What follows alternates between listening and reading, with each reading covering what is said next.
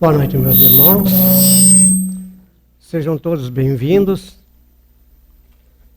Cumprimentamos aos nossos irmãos internautas que estão conectados via internet pela página espiritismosul.org.br.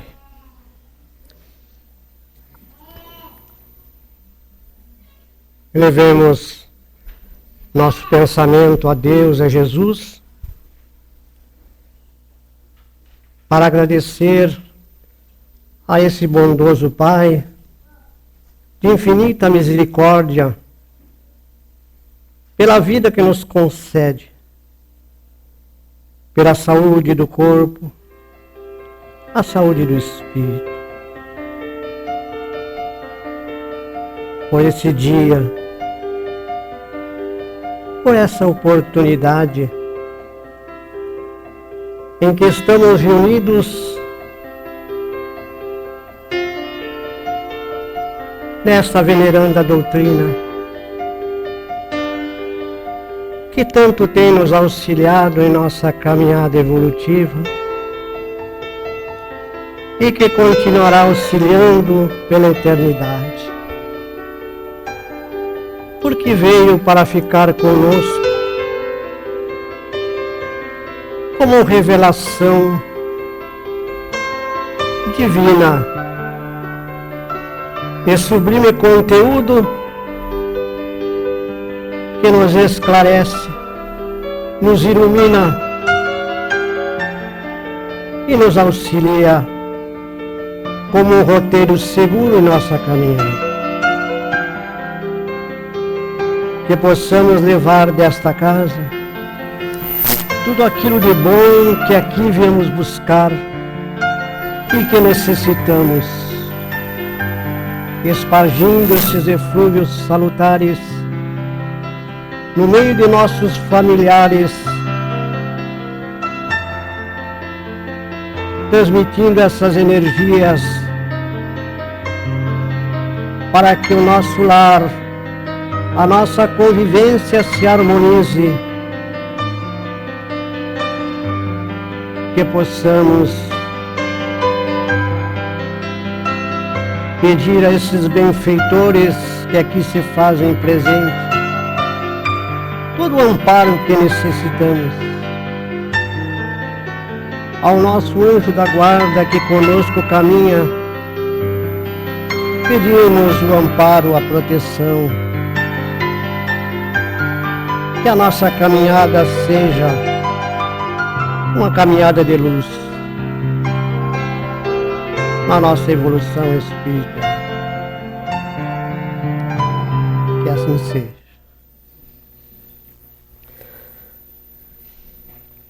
O nosso tema que trazemos à reflexão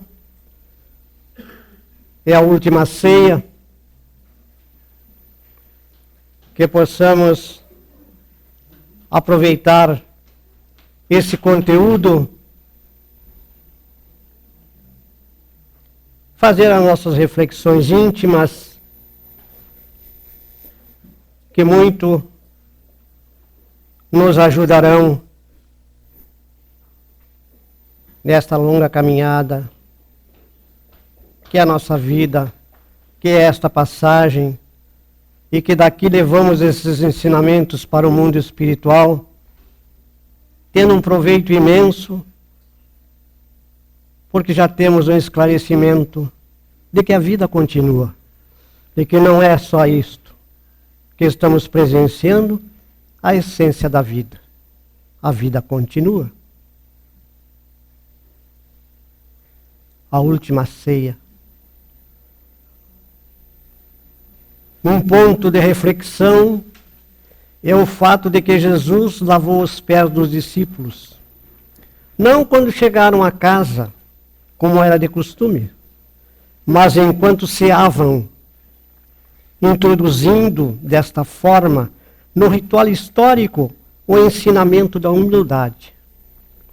Daí a importância da expressão de Amélia Rodrigues, de onde extraímos esse texto, na obra de Divaldo Franco, denominada Eu Sou, pelo Espírito Amélia Rodrigues, que ditou toda a obra, extraímos esse texto da última ceia. Não se davam conta os amigos daquele ensinamento ímpar. Outro ponto de reflexão deve ter-se a reação diferenciada dos discípulos para com a atitude de Jesus. Depois de lavar os pés de alguns discípulos, o texto não explicita quantos até a vez de Pedro. Eis que chega a vez de Pedro, que reage, como de costume, conforme outros pontos do Evangelho. Pedro era um dos apóstolos mais incisivos, mais severos, mais bravos entre todos. Estava sempre questionando, sempre apontando alguma coisa. Então, Jesus sempre tinha que estar trabalhando mais com esse apóstolo do que com os outros. Porque os outros eram mais calmos, mais mansos. Pedro era mais rebelde. Conforme outros pontos do Evangelho. E impede que Jesus o faça. Não quer que Jesus lave os pés dele. No desdobramento do diálogo, Jesus explica que é necessário para que ele, Pedro, tenha parte com ele, Jesus. O que leva Pedro a dizer, não só os pés, mas os pés, também as mãos e a cabeça. Que Jesus devia lavar os pés, as mãos e a cabeça. Nesse mesmo contexto, encontraremos Jesus dizendo que aquele que está limpo precisava lavar apenas os pés que se sujam no caminho. Ao dizer, vós estáis limpos, mas não todos, deixa claro que se dirigia a Judas e ao exercício da traição, porque Jesus sabia que Judas iria traí-lo. Jesus sabia de tudo, todo o pensamento de todos, as atitudes de todos. Sabia, não falou, não reclamou, ficou quieto, sabendo de toda a traição de Judas. A análise profunda do texto está centrada no exemplo que Jesus nos legou com o lava-pés ao dizer, ora, depois de lhe ter lavado os pés, tomou o manto, tornou a reclinar-se à mesa e perguntou-lhes, entendei o que vos tenho feito? Vós que me chamais mestre e senhor, e dizeis bem, porque eu o sou? Ora, se eu, o senhor e mestre, vos lavei os pés, também vós deveis lavar os pés uns dos outros, porque eu vos deixei o exemplo, para que como eu vos fiz, façais vós também. Em verdade vos digo, não é o servo maior do que o seu senhor, nem o enviado maior do que aquele que o enviou. É um exemplo muito bom para nós, seres espíritas e trabalhando na seara. Qual é o comportamento que nós temos uns com os outros? Exemplo da casa espírita. Como nos comportamos uns com os outros, convivendo juntos, trabalhando juntos? O exemplo de Jesus é bem claro. Será que nós conseguimos lavar os pés do nosso irmão? Será que nós conseguimos viver em harmonia com os nossos irmãos? Como nós vivemos? A mensagem é direta para os espíritas, principalmente. Porque vemos que os discípulos, aqueles 12, se consagraram a centenas e milhares de obreiros do Cristo, principalmente no Espiritismo. Somos nós, aqueles obreiros que começaram com 12, porque a tarefa espírita é a tarefa com Cristo. Entendamos como quisermos, como estamos nos tratando. Qual é o comportamento que temos uns com os outros para falarmos do Cristo e para exemplificarmos o Cristo? Como vivemos na casa espírita? Como vivemos entre nós? A mensagem nos toca direto. Jesus estava deixando clara a sua posição sobre a maneira como deveriam tratar-se os discípulos e, de alguma forma, vacinando-os contra o orgulho. Estava nos vacinando contra o orgulho. Símbolo de humildade. Estava conclamando os discípulos ao conhecimento das obras e a importância da humildade. Passava do campo da cognição do pensamento para a ação, do conhecimento para o exemplo. Jesus é o modelo e guia da humanidade. Pelo exemplo. Ele não disse, ele fez. Ele não disse, eu sou humilde. Ele mostrou a humildade. Como era realizada a humildade. Como deveria ser o ser humano. Ele não falou, ele exemplificou. Porque eu vos dou exemplo para que façais vós também. Foi bem claro. Então, depois do ato de humildade extrema de lavar os pés de todos os discípulos, Jesus retomou o lugar em que ocupava a mesa do banquete, singelo, e antes de se retirarem, elevou os olhos aos céus e orou fervorosamente, conforme relata o Evangelho de João. Pai Santo, eis que é chegada a minha hora, acolhe-me em teu amor, e leva o teu Filho para que ele possa elevar-te entre os homens, no sacrifício supremo. Glorifiquei-te na terra, testemunhei tua magnanimidade e sabedoria, e consumo agora a obra que me confiaste. Nesse instante, pois, meu Pai, ampara-me com a luz que me deste muito antes que esse mundo existisse. E fixando o olhar amoroso sobre a comunidade dos discípulos, que silenciosos lhe acompanhavam a rogativa, continuou. Manifestei o teu nome aos amigos que me deste. Eram teus, e tu nos confiaste, para que recebessem a tua palavra de sabedoria e de amor. Aqui tem um detalhe, meus queridos irmãos. Nós sistematicamente vemos as pessoas, os espíritos encarnados e desencarnados, e que aqui estão nos ouvindo, junto conosco aqui, combaterem o Cristo, o crucificado. Mas Jesus sempre se referiu e se refere.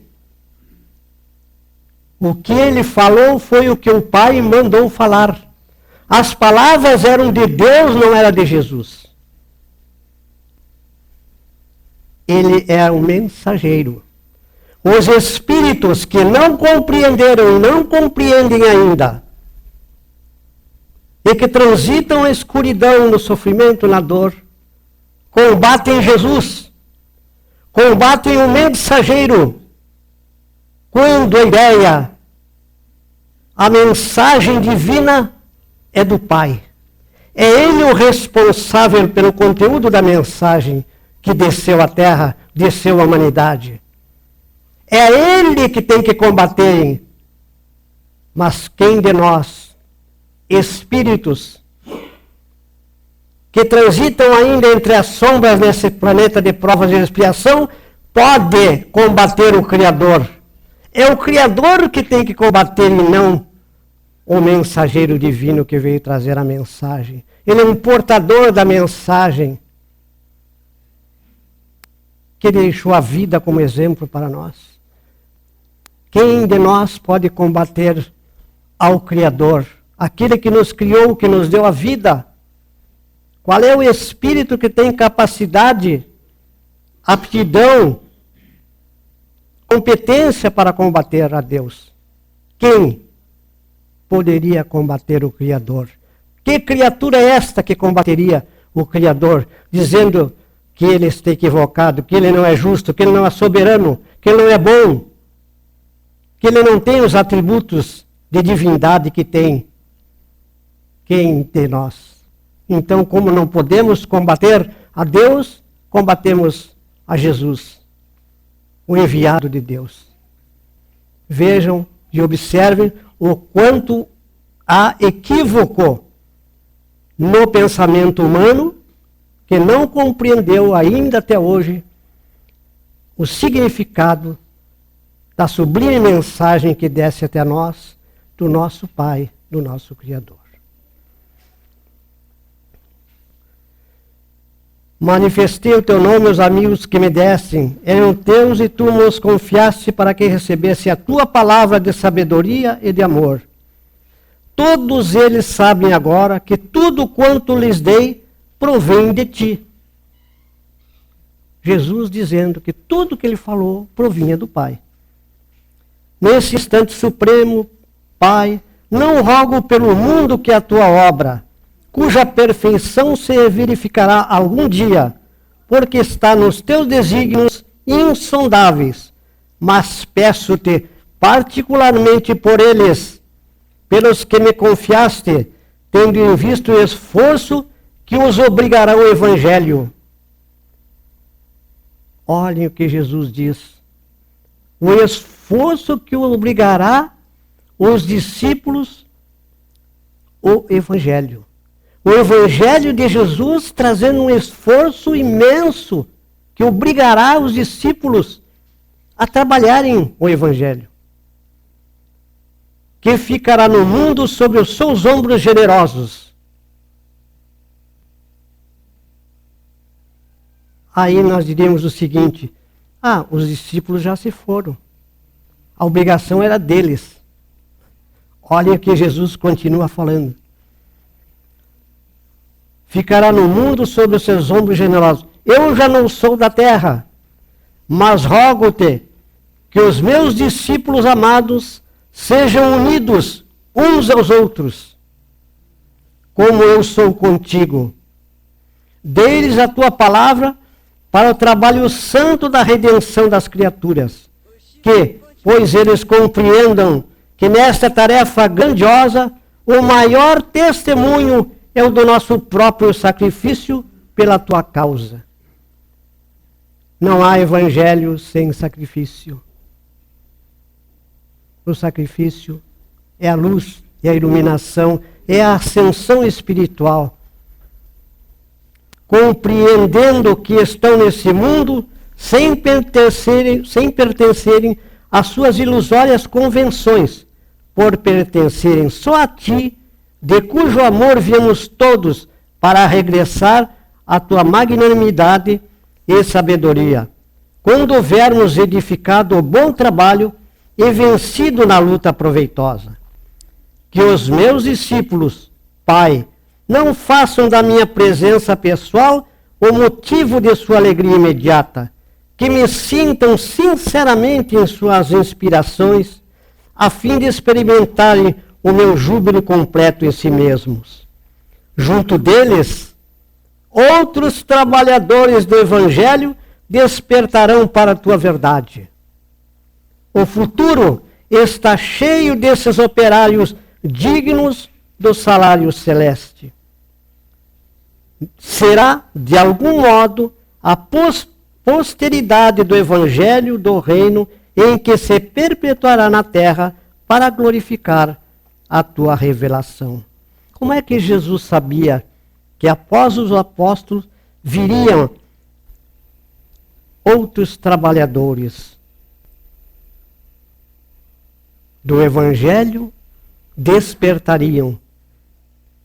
Como é que ele sabia que os apóstolos iriam, mas que o Evangelho seguiria nos ombros desses outros trabalhadores que viriam depois?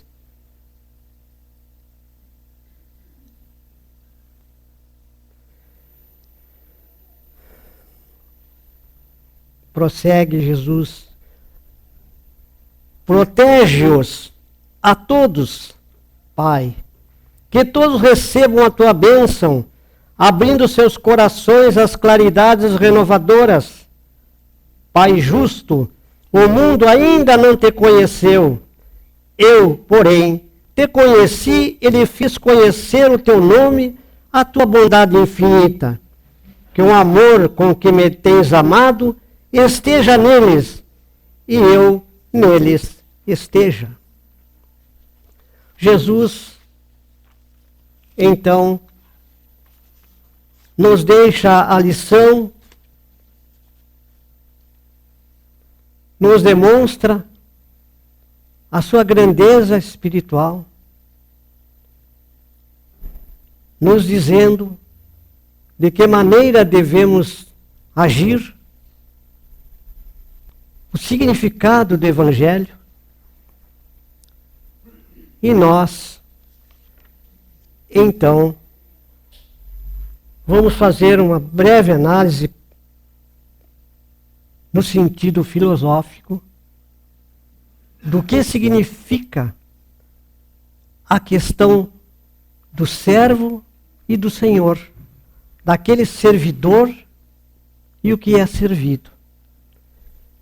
E nós vamos buscar então no pensamento de Hegel um dos as maiores expressões filosóficas surgidas da Alemanha. Hegel analisa a dinâmica do que se considera uma das relações sociais fundamentais, a que se produz entre o amo e o servo. Segundo o filósofo, o amo arriscou na luta seu ser físico e, por conseguinte, ao vencer, se transformou em amo. O servo teve medo da morte e, na derrota, com o intuito de salvar sua vida física, aceitou sua condição de servo e se converteu em um ser dependente do amo. A partir desse momento, o amo utilizou o servo, fê-lo trabalhar para ele, limitando-se a gozar das coisas que o servo construía. Nesse tipo de relação, se levou a cabo um movimento dialético que acabaria por provocar uma inversão de papéis. De fato, o amo terminaria por tornar-se dependente das coisas. Deixaria de ser independente porque já não saberia fazer o que fazia o servo, enquanto esse, ao fazer as coisas, acabaria por tornar-se independente delas. Quer dizer, o servo, através de seu trabalho técnico, alcançaria sua própria dignidade, independentemente da opressão de outros seres humanos. Para Hegel, mediante essa tarefa, o servo era capaz de transformar o mundo, que desse modo era muito menos nobre que ele mesmo. Do trabalho do servo surgiu o desejo pelo desenvolvimento tecnológico, o qual seria capaz de libertá-lo do entorno físico, o que possibilitaria o nascimento da ideia de uma nova sociedade, livre e igualitária. Desse modo, então, tendo extraído esse texto da obra de Divaldo Franco, ditado por Amélia Rodrigues, cujo título Sou Eu, que nos traz a mensagem da última ceia, esse pensamento de Hegel, que vem nos dizer o quanto nós nos equivocamos quando achamos que estamos servindo, estamos por baixo, quando na realidade estamos construindo. Então o servo e o amo, trocando as posições, quem se enaltece, quem tem sublimidade espiritual é o servo, e não o amo. Porque o servo, aquele que serve, que veio para servir e não ser servido, é o que mais se ilumina perante nosso Pai Celestial, perante Deus. A ideia que temos de humilhação, de nos rebaixarmos, estamos nos elevando. Porque toda vez que estivermos em contenda, em arma, em riste, estaremos sim nos diminuindo. Pensando que estamos nos engrandecendo, subindo, estamos nos abaixando. A lição é clara. Aquele que se humilha na terra é exaltado no céu. A vida continua. É necessário compreendermos que tudo o que fazemos, tudo o que servimos, só vai engrandecer o nosso espírito, só vai nos iluminar, porque é servindo que seremos servidos. É amando que seremos amados. A máxima de São Francisco de Assis, precisamos compreender para sermos compreendidos. Que Deus e que Jesus ilumine a todos e que essas reflexões da noite nos sirvam para pensarmos um pouco, para refletirmos sobre a questão do exemplo de Jesus, da sua humildade, o que representou esta passagem para todos nós, para a humanidade, que buscamos a paz, buscamos a harmonia, que não custa dinheiro nenhum. É só a nossa boa vontade, o nosso interesse, para que busquemos as coisas do céu enquanto andamos aqui, para não sofrermos mais tarde as consequências de estarmos envolvidos com a materialidade, não tendo tempo para as coisas divinas, não tendo tempo para o nosso espírito que grita e pede socorro, envolvido por esse turbilhão que nos cerca de ilusões, de fantasias, nos deixando anestesiados uns, outros dormindo, outros sonolentos, sem acordar, sem despertar para a realidade da educação espiritual tão necessária a cada um de nós. Que essas reflexões da noite possam iluminar a nossa mente e com certeza irão frutificar, se não hoje, amanhã ou depois, algum dia, essa semente vai germinar em cada um de nós. Porque somos filhos do mesmo Pai, com destino à felicidade. A lei do progresso nos conduzirá com certeza a caminhos melhores. Que a vida de cada um se ilumine cada vez mais e possamos voltar aos nossos lares com essa paz que envolve a todos.